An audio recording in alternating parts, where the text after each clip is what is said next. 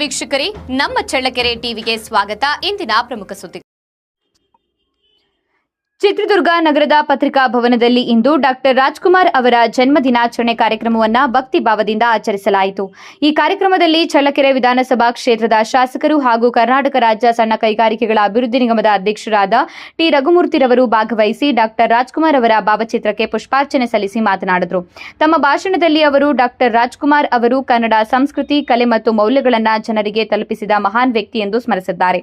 ಈ ಸಂದರ್ಭದಲ್ಲಿ ಚಿತ್ರದುರ್ಗ ಕ್ಷೇತ್ರದ ಶಾಸಕರಾದ ಕೆಸಿ ವೀರೇಂದ್ರ ಪಪ್ಪಿ, ಅಪರ ಜಿಲ್ಲಾಧಿಕಾರಿಗಳಾದ ಕುಮಾರಸ್ವಾಮಿ, ಜಿಲ್ಲಾ ಗ್ಯಾರಂಟಿ ಯೋಜನೆ ಅನುಷ್ಠಾನ ಪ್ರಾಧಿಕಾರದ ಜಿಲ್ಲಾಧ್ಯಕ್ಷರಾದ ಆರ್ ಶಿವಣ್ಣ, ಗಂಜಿಗುಂಟೆ, ಜಿಲ್ಲಾ ಕಾಂಗ್ರೆಸ್ ಸಮಿತಿಯ ಅಧ್ಯಕ್ಷರು ಹಾಗೂ ನಗರಾಭಿವೃದ್ಧಿ ಅಧ್ಯಕ್ಷರಾದ ತಾಜ್ಬೀರ್, ಮೈಲಾರಪ್ಪ, ಕರ್ನಾಟಕ ಕಾರ್ಯನಿರತ ಕಾರ್ಯಕರ್ತರ ಸಂಘದ ಜಿಲ್ಲಾ ಅಧ್ಯಕ್ಷರಾದ ಬಿಎಸ್ ವಿನಾಯಕ, ಆಕಾಶವಾಣಿಯ ನವೀನ್, ಗಂಗಾಧರ ಸೇರಿದಂತೆ ಅನೇಕ ಗಣ್ಯರು, ಮುಖಂಡರು, ಕಾರ್ಯಕರ್ತರು ಹಾಗೂ ಸಾರ್ವಜನಿಕರು ಉಪಸ್ಥಿತರಿದ್ದರು.